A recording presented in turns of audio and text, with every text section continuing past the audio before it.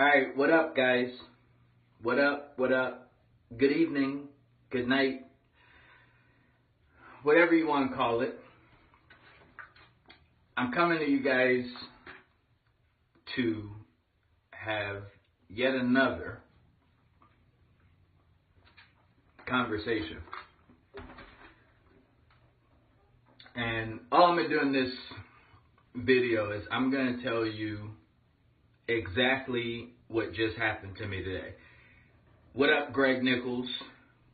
Get comfortable. I guess I'll start the conversation like this. What's up, Gary Hayes? There was, first and foremost, I want to say this. And I want to say this from the dear bottom of my heart.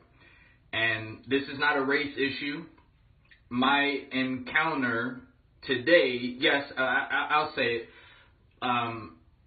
I want to come seriously to talk about how, like, I've had many encounters with police officers before, many, and a lot of the things that we see that's happening to unarmed black men in America right now, a lot of that has happened to a lot of us. And I know this for a fact because it's happened to me. And it seems to be the same narrative where if you don't get killed, nobody really wants to hear about it. I know that's going to be hard for some of you to digest. What's up, Janera? What's up, Carnesia? But again, like, I really feel, and I want to open this conversation with just saying that in itself. Like, we don't necessarily like to hear about things like this unless somebody gets killed. What happened to me today it made me feel helpless. And the only thing I can say about what I'm going to share with you happened to me today is that I was a little bit more educated about my rights and about my surroundings than I've ever been in my life with any other encounter. In fact, the only thing that I kind of slipped up on was I wasn't able to actually record the whole thing.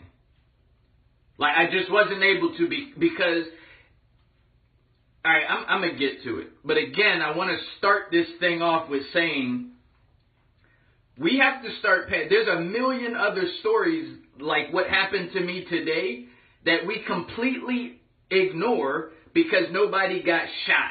Nobody got killed. And the temperature that I'm feeling in our society and in our culture is, it doesn't mean anything until you get killed. Now, the one thing that I believe in my heart of all hearts, the only thing that saved my life today was the fact that, again, I was a little bit more educated and I was very much aware of my surroundings. But if there wasn't people around, I honestly, like, when it was happening to me, if anybody knows the Khalif Browder story, I'm trying to tell you, I promise you, if had we not have been in public, I think the situation would have went all the way left. That's how I felt. So I'm going to tell you exactly what happened to me. And again, I'm not asking for no brownie points. I'm not asking for no sympathy. I'm sharing this story, and I was battling, determining, like, should I share this or should I wait? Should I share this or should I just keep it to myself? Because I know most of you have a story like this, especially our black men, our young black men like myself. I know this story is going to relate to you on so many levels. You probably have experienced things like this. But I'm telling you, like, this has been happening to me for like the past 15 to 20 years. And if you don't get killed, you don't get shot. Like, I've been in, y'all seen my YouTube videos. I've told stories, real stories of when I've had guns drawn on me by police officers, and nobody really cares because nobody got shot and nobody got killed. So I'm going to set the table for this, and we're going to be here just for a minute, and I'm going to tell you guys my truth of what just happened. So every once in a while, it sets up, like I'm downtown Raleigh. Every once in a while, if I got like an important interview or if I got some important work to handle, I will go down to downtown of Raleigh, North Carolina. And I would go to a Starbucks. And next to the Starbucks, there's also a hotel that I'm going to remain nameless just for right now, because on Wednesday, I want to see how this is all going to play out. Again, I'm not saying this to drag you guys through a story of what's going to happen. Is he going to take it to the next level? No, the next level for me, because I wasn't going to share this, is to share my story and maybe more of us, because every little bit matters when we're talking about getting this police issue and the way black men are being treated. Again, what makes it to the forefront of our conversations normally is when someone gets shot or killed. So again, the next level for me is just, I was battling saying, should I share this with you guys or should I just keep it to myself? But when I started really thinking about it, I was like, I'm probably not as abnormal. This is probably just another story for a lot of you. You guys just don't share it, or you share it and it just falls on deaf ears. Because again, they're conditioning us to only have this conversation if somebody gets shot or killed. So I'm downtown Raleigh today, a few hours ago, and I'm there for about 2-3 hours. I had interview after interview, and then I had a podcast to record. That was the last thing I had to do, is a podcast recording. So I'm chilling, getting some work done, and as I'm getting work done, I'm sitting there, just like everybody else in this lobby. Like, I was chilling at Starbucks first, and then I went, over to the lobby, just to pull. I charged my MacBook, right? So I'm just chilling in the lobby. This is after about 2 hours, just chilling, right? Now, as I'm chilling, I'm looking up, because I hear something. Somebody says, "Excuse me, sir, what are you doing?" And this is in a public setting, like a nice setting. I'm talking about business people go there. So I look up, and it's 3 police officers right there. Like 3. Just imagine you working, minding your business, not harming or bothering anybody, and you look up, and you got 3 police officers surrounding you while you're sitting working. So I will say this. The first voice that I heard was a white police officer. The white police officer, he was very aggressive, very rude. I mean, I had these headsets on, right? I had these headsets on, and he's just in my face. He's like, "Take your headsets off. What are you doing? What are you doing here? Well, what's going on?" Then he says, "We just got a complaint from someone, a manager who runs this hotel. We got a complaint that the manager who runs this hotel says that you've had an incident, an altercation with a lady in Starbucks a few months ago." So out of nowhere comes this black dude he told the police officers that he was the manager of this hotel. So this black dude, now they're aggressively saying, "Yeah, you had an incident or an altercation with the woman at Starbucks here a few months ago, and he said, I told you not to come back here."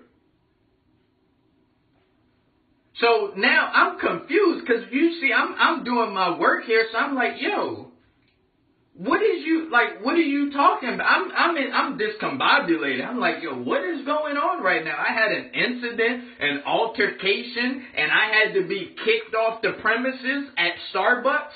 Where the hell was I? Where was I for all of this? I'm just confused as hell. So now I'm confused, and they're obviously taking this dude's word for it that works there. So it's this confusion. It's this moment of confusion. It's this awkward moment where they're trying to now ask me for my ID, my information. Who am I? What do I do? What am I doing here? And I'm like, well, first and foremost, I do know my rights. And before you do anything, and keep in mind, I was more courageous to say this because we were in public. Like, there was people there. So it's kind of embarrassing. I'm a business guy doing business.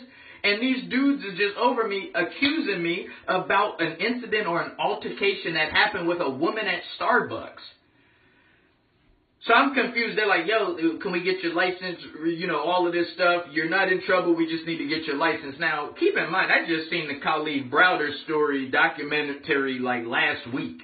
And I know that's how it started with him when they said, yeah, you're not, you know the Khalid Browder story. So I'm thinking that. Not that it's going to go that extreme, but I'm thinking Khalid Browder is a normal person just like me. So when they say you're not going to get in trouble, we just need to get your ID, just procedure, because you're trespassing. So now I'm like, I'm not giving y'all my ID until y'all tell me what the hell is going on. And they're like, well, again, you had an incident, an altercation with this woman in Starbucks a few months ago. And I'm like, listen, I remember you. I had a conversation with you previously, a few months ago. Keep in mind, I haven't been to this place in 4 months. And it's not like I go to this place every, like often, as you can say, frequently. So I've had a conversation with him where he did say, you cannot be here if you're not working. Okay, because I had an interview, which you guys have seen on YouTube, where I interviewed someone outside of this location. Okay, so he says that you, and the cool thing is, I have witnesses that was there. The person that I interviewed at this location will actually remember this. I haven't contacted them yet, because I don't even know what's going to happen. I'll get to that in a second. So he says, you can't be here unless you're working. But I'll let you stay. You know, it was one of those things. I'll let you stay. Boom, boom, boom. Okay? This is like 4 months ago. So again, this dude, when the cops is there, this dude is saying, this same guy knows what actually happened. And I've seen him since then. You see what I'm saying? So it wasn't like that interview happened, we were just talking after the interview, right?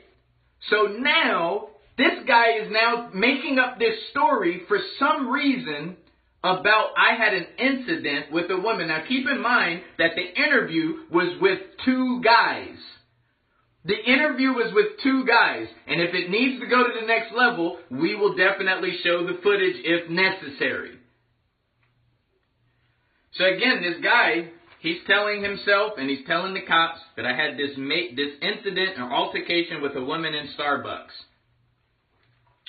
Okay, so he lies, right? Police are aggressive and they're extremely rude with me.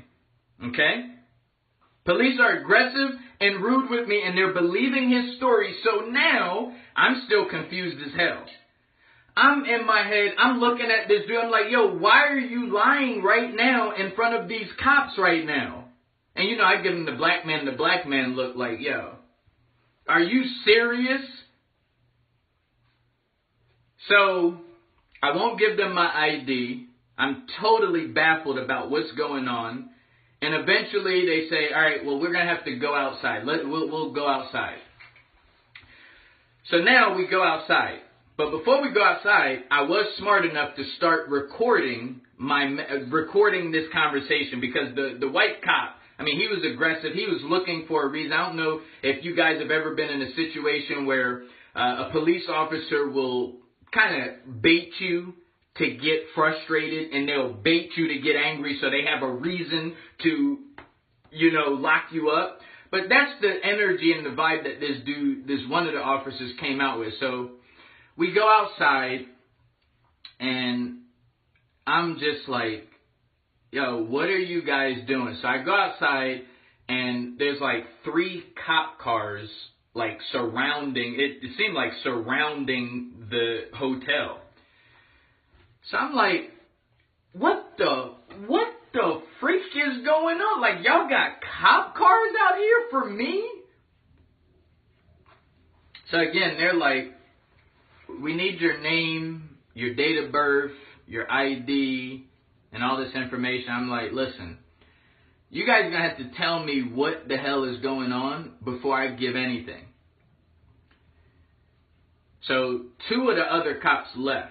And they left, I don't know if this was planned or what, but they left the darkest police officer with me. And they went. So I guess it was like this good cop, bad cop.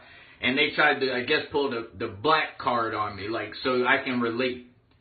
So I'm like, yo, who do I need to speak to right now that knows what the hell is going on in there? And they said, well, that is the manager that's on duty of the hotel. I'm like, that's the manager? Really? That's the manager? What's up, guys? Chantel, Ross, Tina, Jean, what up? So, again, they're still trying to get my name, my information. So eventually I give them my name, and I also did I give my date of birth? I might have given my date of birth. I might have. So they go try to find my information. They couldn't really find anything. I guess they were looking for warrants and all of that stuff. So they couldn't find anything. I'm very respectful. Didn't lose my cool or nothing. Now here's the interesting part about this whole thing. They keep talking to me. They keep talking to me about I had this altercation and incident with this lady. So I'm like, well, who can I speak to? You guys don't want to speak right now, so who would I speak to about this if that's the manager? And he said, you know what? He's like, man to man, I see you a brother. And he's like, yo, call up and find out if there's anybody above him. And I was like, can I just hang out right now? Now, keep in mind, I had a show to do at 7 o'clock. So, but at this point, I'm so confused and I'm so intense in what's going on. I'm like, yo, F the show. I need to get to the bottom of this right now. So he's like, no, you can't speak to anybody right now because this is the head person. So, long story short, I go and do the show. Right? I do the show, the Weekly Journal. It's a podcast. It'll be launching in a few weeks. You guys know Inner Success Radio with Chuck and myself. We did that. We did 101 podcast shows together. Chuck had some health issues, so we took a break from it, but we just piled on. We did like 12 different shows today, and our 10th one was today. We did like 3 today.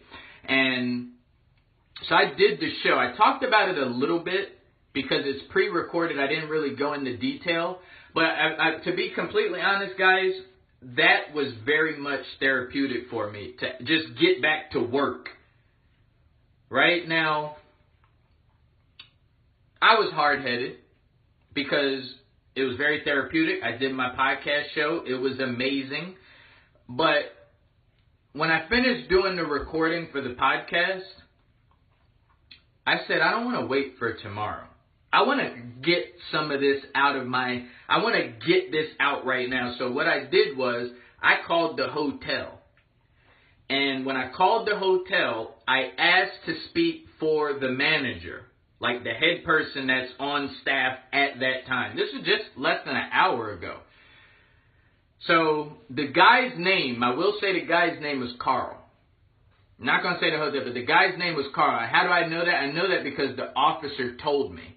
Because after a while, the officer tried to help me out. And he was like, yeah, the guy's name is Carl.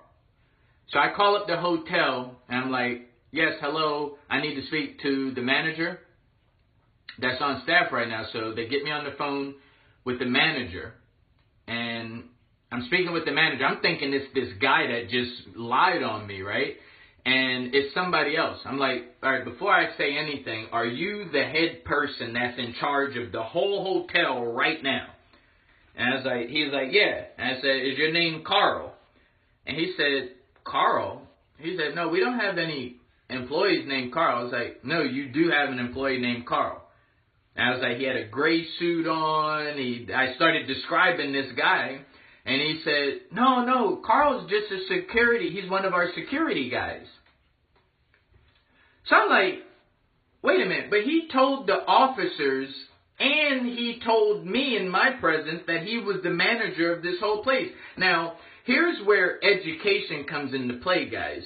Because I can promise you that this guy had no idea that I was going to handle the situation as calm, cool, and collective as I did. He probably thought I was going to wild out. See, that's the thing. Us black men, we can't wild out. It's not always smart to wild out, because when you wild out, the big issue becomes when you wild out. So the way that they treated me and the way that that black guy Carl was talking to me, the normal black person would have probably wilded out. And you know what happens when you wild out? The issue now is not what the issue was, it's what the issue is. So I just wanted to throw that in there too. We have to be very smart when we're dealing with police officers, especially in this time today. And sometimes it can get you killed. But here's the deal. So I'm talking to the manager, and he's like, yeah, security guard. One of our security guards, his name is Carl. I said, well, okay, great. This is what happened.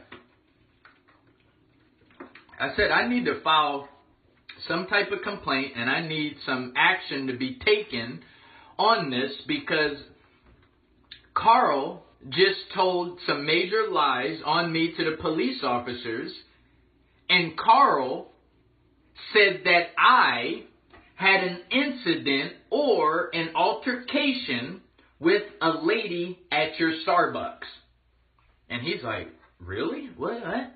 So I'm like, okay, now we're getting somewhere. So what happened? So he's like, I don't want to mess up or fabricate or exaggerate any part of the story. So he's like, all right, he's taking notes. He's like, yeah, I'm going to include this. Yeah, we're going to have to talk about this. And he starts getting kind of serious, and I start feeling a little bit better. And I was like, you know what?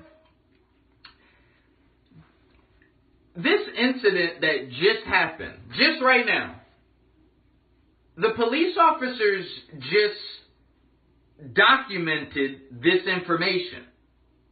The police officers just documented this, right? I said, do all of the incidents that happen in your hotel, incidents and altercations, get documented?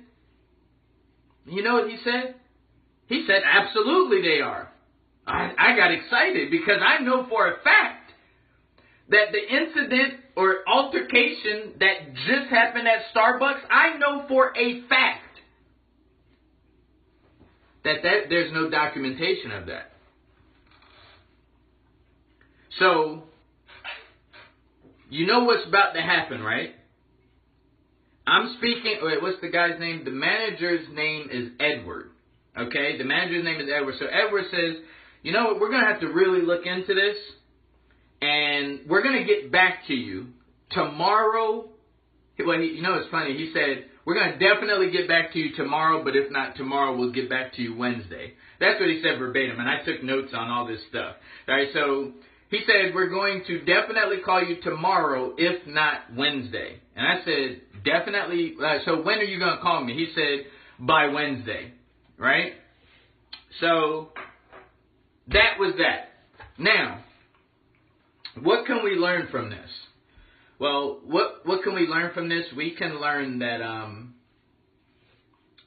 for one, when dealing with police officers, again, you can't be frustrated. I hit on it just within the story that I'm telling you guys. We got to be able to think smart, right? Because what they want you to do is wild out. Now, here's the second thing I want you guys to get. What I believe, and this is my assumption, I believe that Carl was doing his job. And I believe that Carl was probably having a very unproductive day today.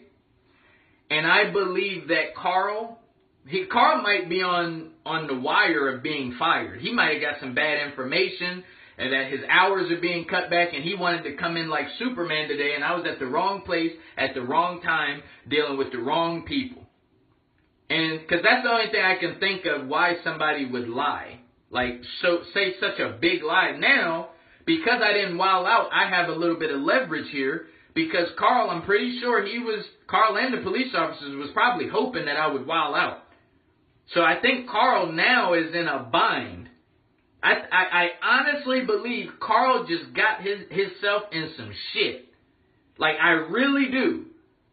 Because if the head manager says that they document all incidents and altercations that ever happened in that hotel, they're going to have to go back. They're going back today, tomorrow, and by Wednesday, they're going to go back and they're going to capture information and they're going to ask Carl, why did he lie about this young man? And Carl's going to have a lot of answers to actually answer to his job. So I stand here just to share this story, guys, and police, I love you guys. I do believe, listen, if I get into any trouble, you know the first person I'm going to call? Now, if it's with police, my history shows that with police, if I'm having a situation with police, like I said, this is not my first time police officers have had an encounter with me wrongfully. First person I call is typically, if it's police, first person I'll call is my mom. First person I'll call. And my mom will always say the same exact thing since I've been a young kid. See, when I was younger, there was no videos and all of that like it is now. But I've been treated the same way with police officers. And as I always tell people, the only difference between like me and Philandro Castile or Eric Garner, the only difference between me and them, if I really told you all of my encounters with police officers, is that I wasn't killed. It's the only difference. But everything prior to all of that, I've dealt with. The only difference is I haven't been killed. So typically, again, the first person I'll call is my mom, and she'll always say, well, just document it, just stay calm, stay cool, stay calm. And as we're seeing roll out, is that it ain't up to us. We can be as calm and respectful as we want to be, but we don't have no control over that. I mean, some people will say God has the control. That's your business. What I'm telling you is, in my belief, I believe the person with the gun is in control of that situation. I think in Bronx Tale they said, your God has power up there, but the God here on these streets has power down here. And that's just my perspective on it. I say my prayers every day. So like I said, when I started this video, I'm looking for... This was so crazy today that I'm not looking for a blessing. I'm not looking for a blessing. I know that when adversity and bad shit happens to me and anybody else, I know something big is coming. So I'm not looking for a blessing right now. God, if you hear me, dear God, I'm not looking for a blessing right now. Dear God, I know the difference between a blessing and a miracle. I know I'm looking for a miracle. I'm looking for a miracle. I don't know what type of miracle it's going to be, but I'm looking for a miracle. Because what happened today, I haven't had somebody lie on me in like a long ass time. And I'm telling you, because I can honestly say, because of personal development, I'm trying to tell you that what happened to me today was not supposed to go down like that. I was supposed to be locked up. I was supposed to be locked up today. I mean, the dude straight lied on me. Like, really, really lied. Like, really, really, really, really lied. Dude lied on me. Flat out lied, but he didn't just lie on me. He also got the police involved. That would be like somebody saying that you... Ooh, see, it's very similar. I'm telling you, I know it's not that extreme because I didn't end up in Rikers Island for 3 years serving the sentence that I wasn't even convicted for. I know it's not that. But I will tell you, the reason why Khalid Browder got locked up in the first place is because somebody lied on him and said that they robbed him, that they took his bag. And guess what happened in the Khalid Browder story? Remember, the dude said he robbed him, right? Robbed him for the book bag. And then when the police got involved and he saw Khalid, that's how it started, remember? He saw Khalid. And he said, then the guy started changing his story. He said, no, he didn't rob me. Oh, wait. No, he didn't rob me today. He robbed me a week or two ago. He robbed me a week or two ago. So he started backpedaling. Again, like I said before, many times we don't pay attention to these stories until it ends in a murder or somebody got shot. But what I'm trying to tell you is, when people lie on you and they get the police involved, what do? Most people, they gonna wild out. Now, Khalif didn't wild out, and I didn't wild out. But they said the same exact thing. They said, you're not in trouble, you're not gonna go to jail or anything. They said the same thing. And maybe it's because I just saw that docuseries last week that I'm thinking, like, oh, shoot, I do not want to go down this route. Because this dude is clearly lying on me. It's not like he's exaggerating. You know the difference between a lie and someone exaggerating? This dude was not exaggerating on me. He flat out lied. So that's weird in itself. And then he had the courage to actually say it again with me in front of his face. So that's already like, I'm thinking, yo, this is Khalid Browder. Like, yo, this dude is lying to me, and he's lying to me in front of the police. And I got some aggressive police right here. So, continue to don't just pray for me. I'm not looking for your empathy. Like, straight up, I'm not. I'm saying this story because I want for us to stop only making it news when somebody gets killed or somebody gets shot. Don't just say, oh, well, it ended pretty good. Somebody's going to follow up with him on Wednesday. He spoke with a manager. Oh, that's just nothing at all. No, I'm trying to tell you, I'm saying this story, I'm challenging you to keep this conversation going. I don't got to get killed or shot for you. We don't have to. And that's what we got to do. We got to start having these conversations. You tell me your story. Tell us your story. Seriously. Because when we stop respecting the stories, if it doesn't have the tragic ending, we lost. We are totally lost. We have to start having these conversations. And I know I'm not the only one. We got to start having these conversations. There's a million other stories just like me. And the hope is maybe police officers are watching this. And they're like, damn, that was crazy. We gotta have this conversation, and we gotta start telling our stories.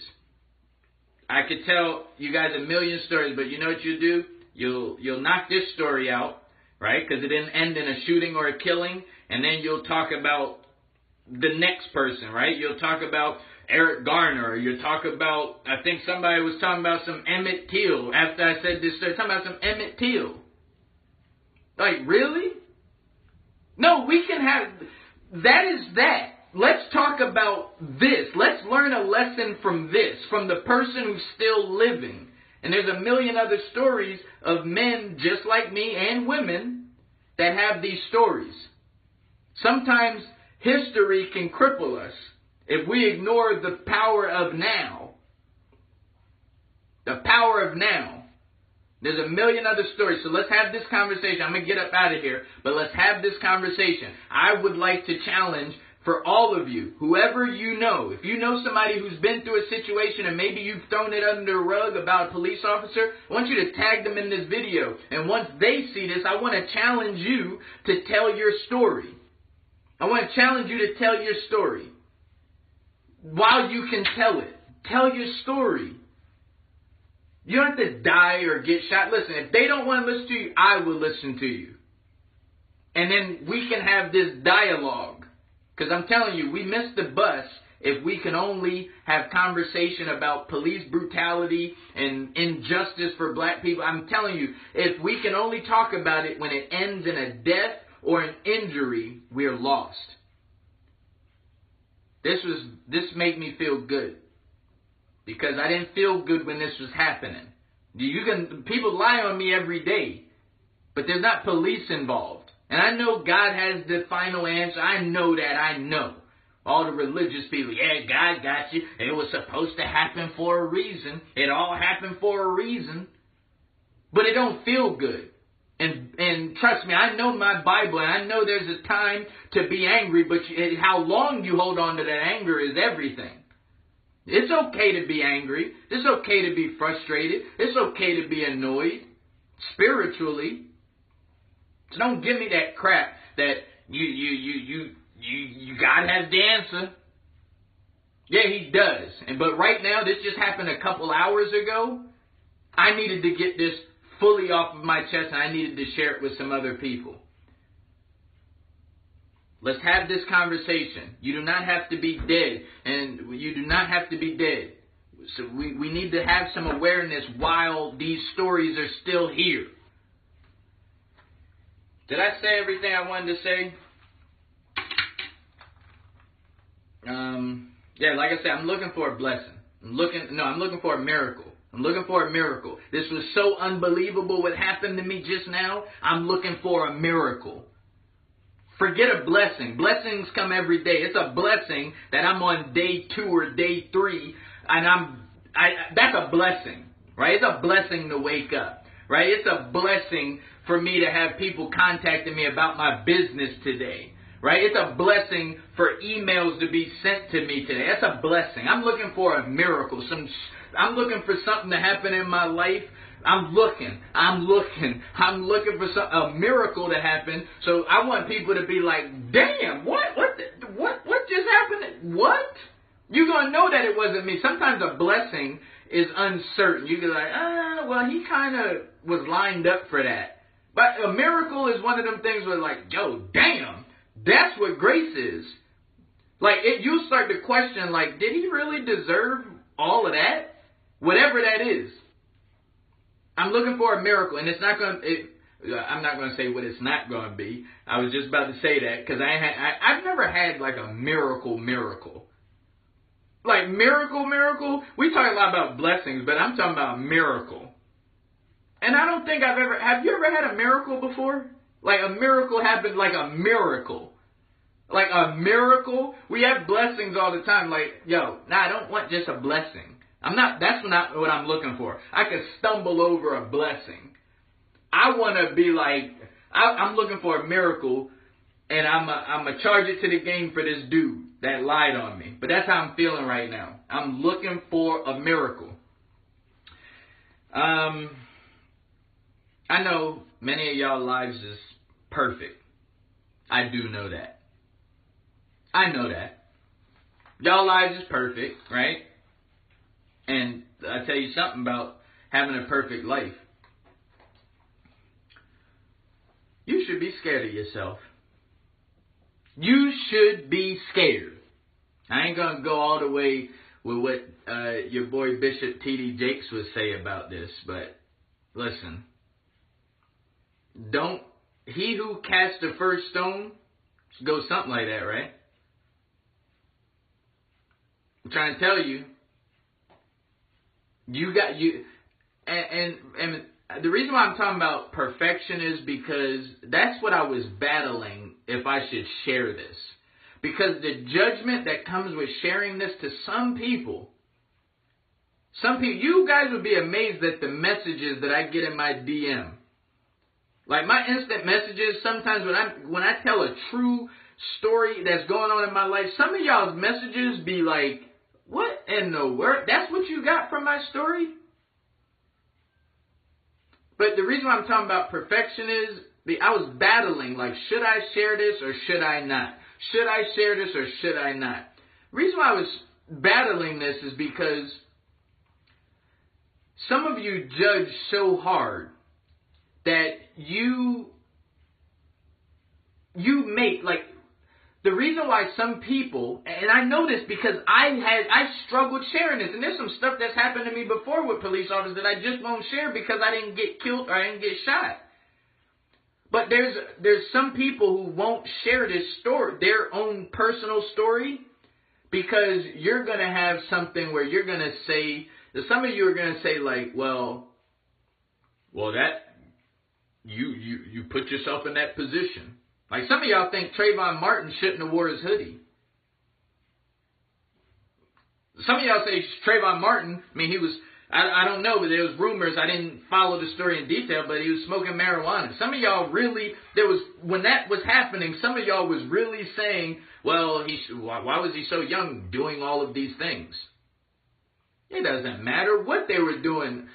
There's a difference between, it's right and there's wrong. A lot of wrong just happened in this situation today. A lot of wrong. A lot of wrong. The only thing that actually went right in this situation, the only thing that was right was the way that I still respected everybody that was involved. It's the only thing right. It's the only thing right. Everything else was wrong.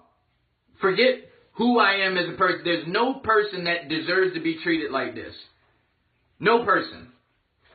You lied to me.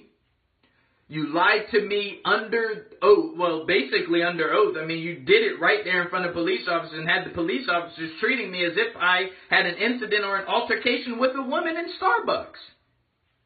Me? An incident or an altercation with a woman in Starbucks. See, now you put your ass in a situation that you're going to have to really dig yourself out of. Because you guys are supposed to document all the incidents and all the altercations that happen at your hotel. And you're not going to be able to find your documentation. So, like I said before, if you have a story, I want you to share it. You don't have to, it didn't have to end in you getting shot to qualify for us to need to know your story. You think there's a lot of stories of people getting killed. There's probably double, triple, 10 times that of people that had everything else happen except they didn't get killed or shot. And we need to hear those stories. Majority rules. Maybe if we start hearing more of these stories, we'll see change a little bit faster. All right, this is your boy Billionaire Brown. I'm going to hop off the soapbox. Check me out on my YouTube channel, youtube.com/Billionaire Brown online. I've released this. I'm not going to carry this forever. I want us to keep this conversation going on forever, but the vibe, the energy is gone. Even when they follow up back with me tomorrow or Wednesday, I'm chill with it. I'm chill with it because this is beneath me. I am now in position and I'm looking for a miracle. I'm looking for my miracle. I'm looking for my miracle. I don't want a blessing. I'm looking for my miracle. That's what I'm looking for. Miracle, right? Boom. Looking for my miracle. I'm going to turn this into something special. I'm going to turn this into something special. All right, so God, I know you got me. There's many kings. Or is there? Nah, there's only one king. I think Nas said that, right? There can only be one king, right? King of kings, Lord of lords. You don't have to treat me like a king. Treat me like a child of God. That goes to the police officers too. Peace. Hey, Ma! I'm on TV!